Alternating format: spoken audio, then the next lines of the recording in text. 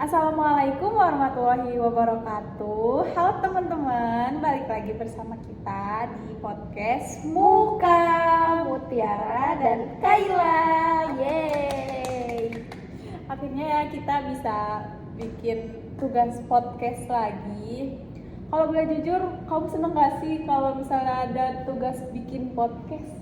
Seneng banget dong, karena ya dari tugas podcast ini nih kita jadi bisa melatih diri nggak sih, bahasanya melatih diri kita biar bisa ngomong di depan kamera gitu kan. Melatih public speaking juga. Tuh. Sebenarnya aku tuh sebelumnya nih, aku nggak pede kalau kayak bikin tugas video. Nah semenjak ada tugas podcast, jadi kayak aku ngerasa kayak akhirnya ternyata aku juga bisa gitu. Iya, pengen nyoba bener. lagi, ternyata seru. Seru banget tugas podcast ini teman-teman.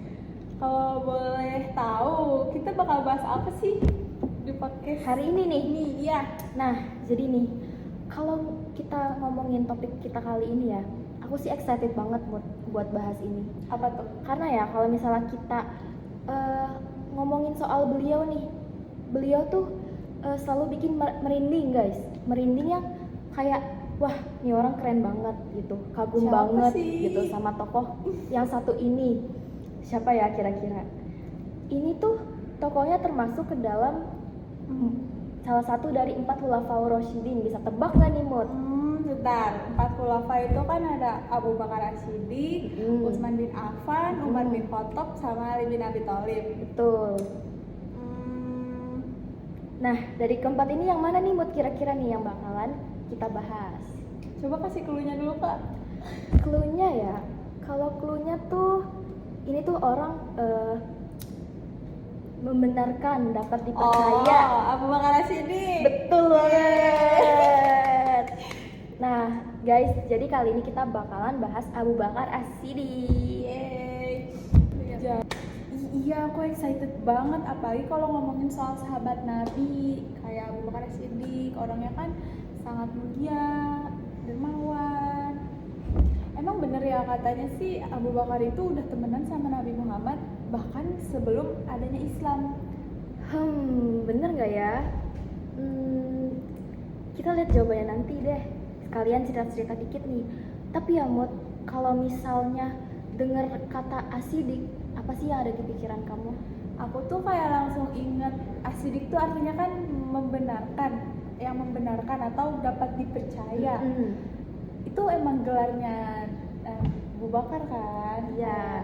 Iya, aku ingetnya kayak yang dapat dipercaya. Iya, berarti As-Siddiq itu sama dengan yang dapat dipercaya atau yang membenarkan gitu kan? Iya. Nah, berarti langsung aja nih Mut, kita bahas dari awalnya banget nih. Yuk langsung aja yuk. Nah, Oke, kita mulai aja kali ya dari sedikit latar belakangnya dulu nih, kayak gimana ya. sih?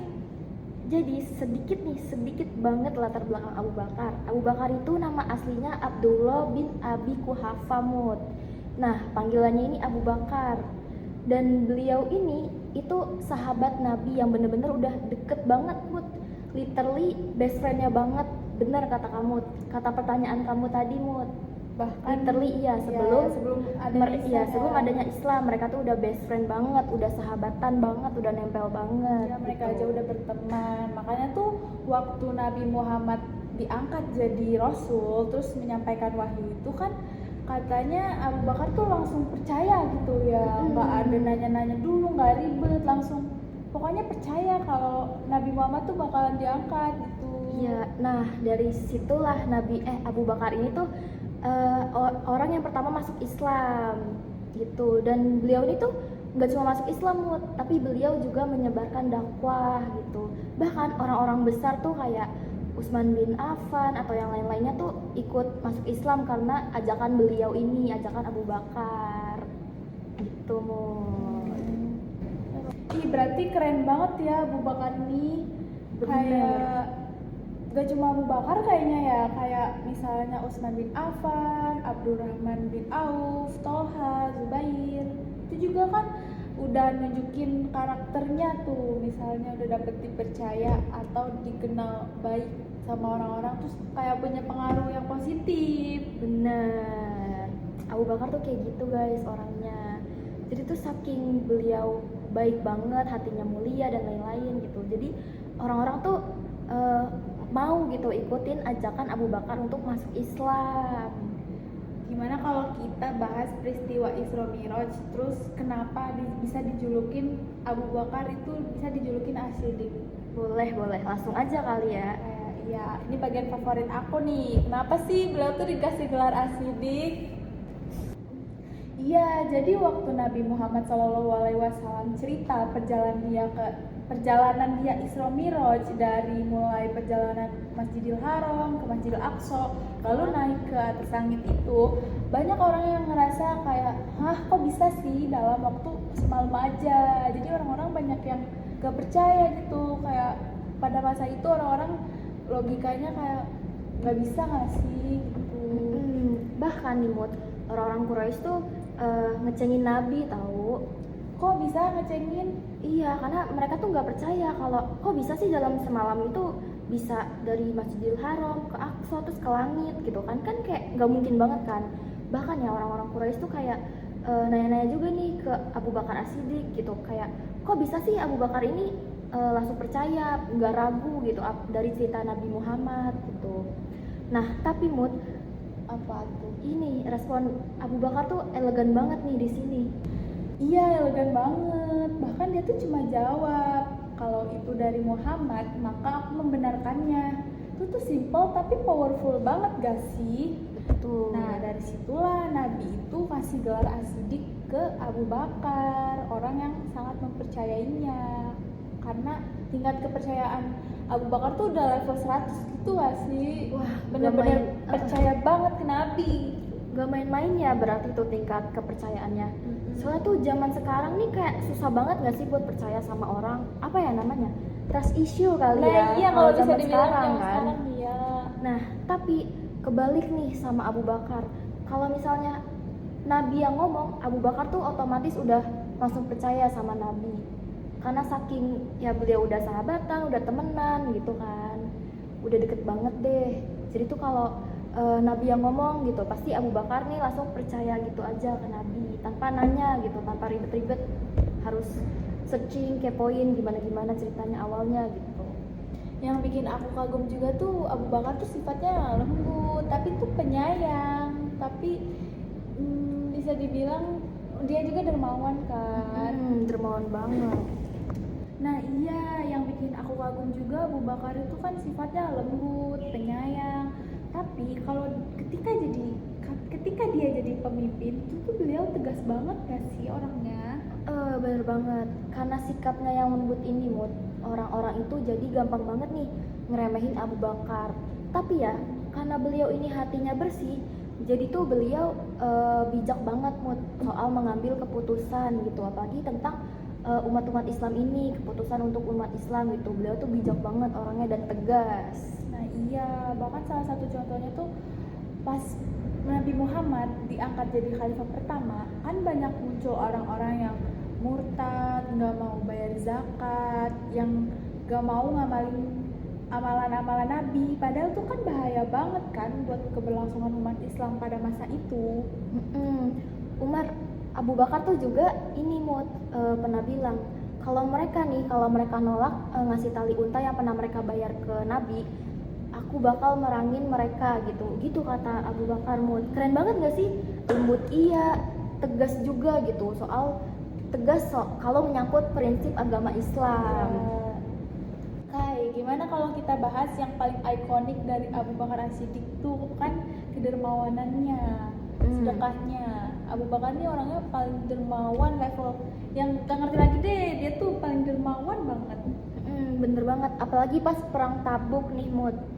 Nih kalau sahabat-sahabat yang lain kan kayak sedekah ya udah kan sesuai kemampuannya aja gitu, secukupnya gitu. Bahkan ya Umar bin Khattab aja sedekah tuh cuma setengah harta beliau aja nih. Tapi kalau Abu Bakar ini beda lagi, Mut. Beliau tuh sedekahin semua hartanya, literally semuanya, Mut. Masya Allah ya. Terus Nabi juga pernah nanya kan, katanya ke Abu Bakar, apa yang kamu sisain buat keluarga kamu?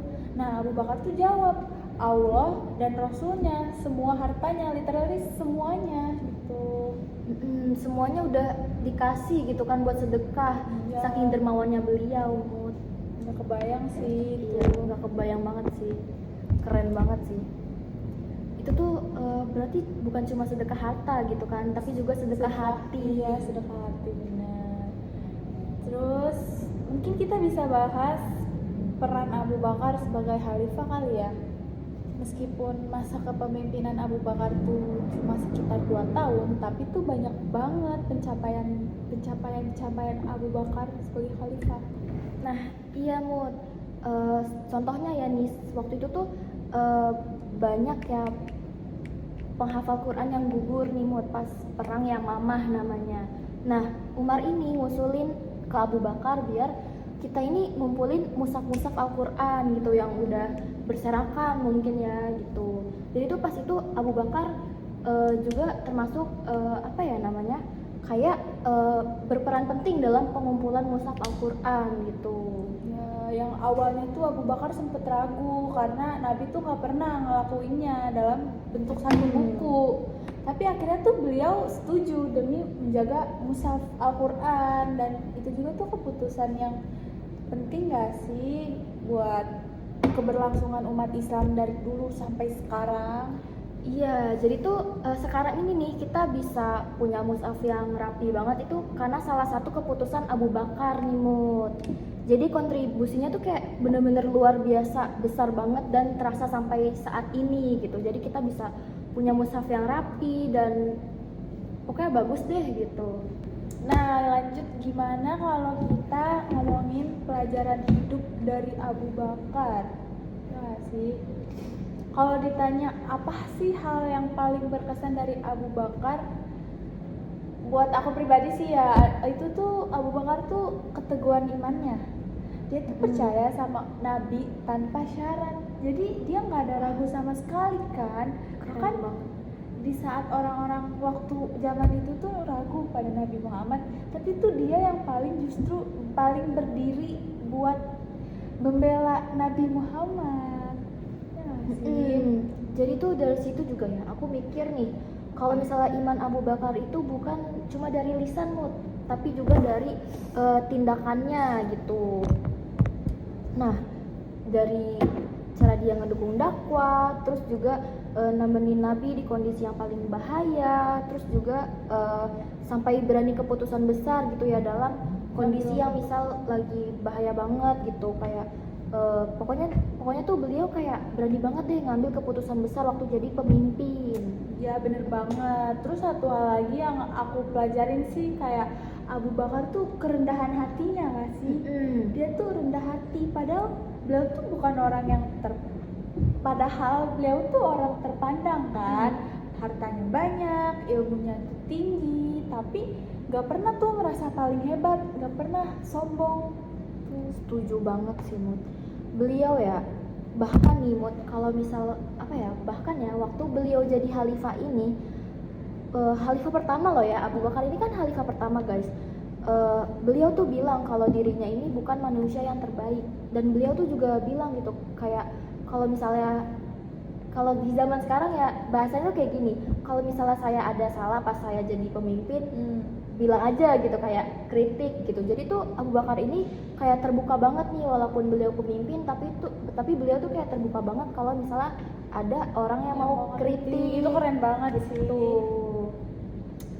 Dan kalau ngomongin soal keikhlasan, Abu Bakar itu juga juaranya gak sih? Semua yang beliau lakukan itu kayak nggak pernah nyari pengakuan dari manusia. Kayak fokusnya tuh cuma satu, ridho Allah. Ya nggak sih? Nah, ini juga nyambung nih sama pelajaran favorit aku, yaitu kedermawanan Mut. Jadi ya, Abu Bakar ini ngajarin kalau dunia itu cuma titipan dari Allah. Dia tuh nggak nunggu kaya raya dulu nih Mut buat berbagi, tapi justru berbagi sampai hartanya habis. Masya Allah. Masya Allah banget kan? Iya sih, dan yang luar biasanya tuh meskipun hartanya habis, imannya tuh nggak pernah kosong. Kayak itu tuh nunjukin kalau kejayaan sejati tuh bukan apa yang ada di sini, Di dunia, ya apa yang ada di kita simpan, tapi di apa yang kita habis ikhlaskan gitu. Iya, ikhlaskan gitu. Bener banget sih. Selain itu ya, Abu Bakar ini juga ngajarin kita soal keberanian mengambil sikap gitu. Kayak menyebut iya, penyayang iya. Tapi kalau misalnya udah soal kebenaran nih, beliau tuh orangnya tegas banget, Mut. Tegas dan bijak banget nih. Soal mengambil kebenaran dan keputusan dalam menjadi pemimpin. Ya, jadi pelajaran dari Abu Bakar dari sikapnya itu kayak dermawannya, rendah hatinya, apalagi tadi keikhlasannya. Nggak cuma iya, jadi kayak banyak hal-hal yang bisa kita pelajari dari sikap-sikap Iya, Abu dari Bakar. sikap-sikap Abu Bakar. Emang ya Abu Bakar itu sosoknya nggak cuma sahabat Nabi aja sih, menurut aku ya. Tapi Abu Bakar ini juga bisa menjadi role model gitu. Role model sepanjang masa sih kalau aku bilang, sepanjang zaman. Bukan cuma buat umat Islam aja sih, menurut aku, tapi buat siapapun yang pengen jadi manusia yang lebih baik gitu. Ini tuh kayak Abu Bakar ini cocok banget buat role model gitu. Kayak beliau tuh kayak motivasi kita banget nggak Iya, sih, biar bener. kita tuh bisa jadi manusia yang lebih baik lagi ke depannya kan. Dari sikap-sikap beliau yang kayak gitu aja kayak wah udah keren banget sih. Masya Allah, Masya Allah. kagum banget deh sama Ya Abu Bakar. keren banget deh, keren, kagum, merinding, kayak wah gila sih. Apalagi nih Mut, kira-kira Apa ini ya? udah berapa di lama ujung ya? udah di ujung nggak sih ini pembahasan kita?